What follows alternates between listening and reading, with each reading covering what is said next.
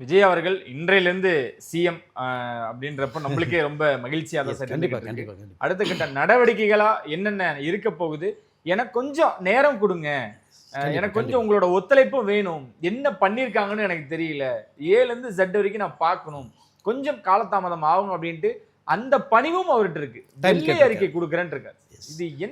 இது எந்த வகையில சாத்தியம்? இல்லை என்னன்னா மக்களுக்கு வந்து எல்லாம் வெளிப்படையாக இருக்கணும்னு விரும்புகிறார் அவர். அதை நம்ம என்ன பண்ணாலுமே மக்களுடைய பார்வையை கொண்டு போய் சேர்க்கணும். அப்போது அவருடைய மனசு ரொம்ப வெள்ளையாக இருக்குது. தமிழ்நாட்டுடைய மக்கள் 8 கோடி மக்களுடைய மனசு வெள்ளையாக இருக்குது.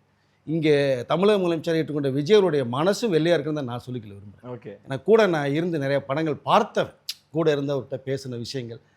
பட் ரொம்ப யதார்த்தமான ஒரு மனிதர், பட் ரொம்ப அன்பானவர், அன்பு வச்சுட்டா எடுக்க மாட்டார், ஷார்ட்டாக பேசுவார், ரொம்ப ஸ்வீட்டாக பேசுவார். ரெண்டாவது அவர் பேசுகிறதுலே பார்த்தீங்கன்னா தெரியும், நான் மன்னர் பரம்பரையிலேருந்து வரல, ஒரு ஏழை ஒரு உதவி இயக்குனருக்கு பையனாக பிறந்தேன், கஷ்டம்னா என்ன தெரியும், வறுமைனா எனக்கு தெரியும், பசினா எனக்கு தெரியும், உங்களுடைய வலி எனக்கு தெரியும், உங்களில் நான் ஒருவனாக தான் இருப்பேன் அப்படின்னு பேசின விஷயங்கள். அதனால் அவர் வந்து வெளிப்படையாக இருக்குன்னு விரும்புகிறார். அது ரொம்ப ரொம்ப முக்கியம்.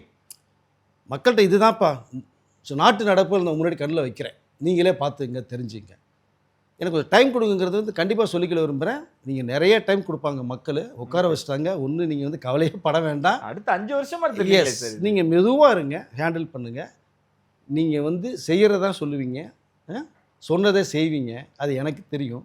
அதனால் நீங்கள் டைம் கேட்டிருக்கீங்க, அதுவும் ஒரு அன்பா பணிவாக கேட்ட விஷயம் மக்கள் வந்து இதுக்கு மேலே நீங்கள் சொல்லவே வேண்டாம். Periyar Maniammai Institute of Science and Technology, Tanjavur. Aerospace engineering with specialization in unmanned aerial vehicle.